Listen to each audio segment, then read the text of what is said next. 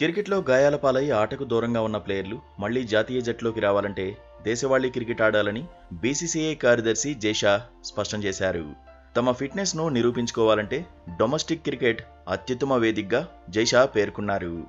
అయితే విరాట్ కోహ్లీ, రోహిత్ శర్మ, జస్ప్రీత్ బుమ్రా వంటి వారికి మాత్రమే కొన్ని మినహాయింపులు ఉంటాయని వెల్లడించారు.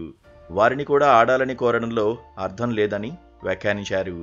అయితే క్రికెటర్ల ఫిట్నెస్, ఫామ్ పై దృష్టి సారించిన బీసీసీఐ జాతీయ జట్టులోకి రావాలంటే ప్రతి యువ క్రికెటర్ డొమెస్టిక్లో ఆడడాన్ని ఇప్పటికే తప్పనిసరి చేసింది.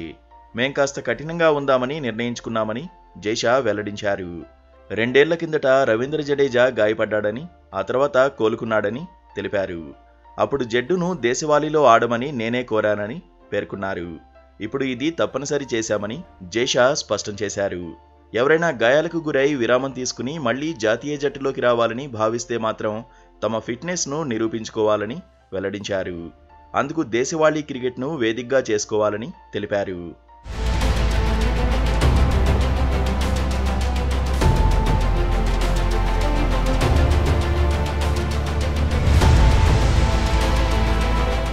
అయితే ఈ విషయంలో విరాట్, రోహిత్ వంటి టాప్ క్రికెటర్లకు అన్వయించలేమని స్పష్టం చేశారు.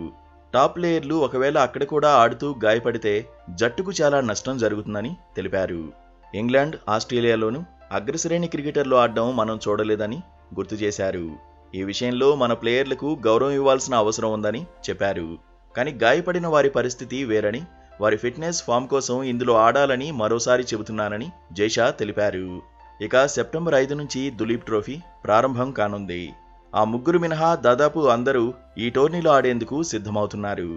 శుభ్మన్ గిల్, అభిమన్యు ఈశ్వరన్, రుతురాజ్ గైక్వాడ్, శ్రేయస్ అయ్యర్ కెప్టెన్లుగా వ్యవహరిస్తారు. సెంట్రల్ కాంట్రాక్ట్ను కోల్పోయిన ఇషాన్ కిషన్ కూడా ఇందులో ఆడనున్నాడు. ఇప్పటికే అతడు బుచ్చిబాబు టోర్నీలో పాల్గొన్న విషయం తెలిసిందే. ప్రస్తుతం జార్ఖండ్కు ఆడుతున్న అతడు మధ్యప్రదేశ్పై విజయం సాధించడంలో కీలక పాత్ర పోషించాడు.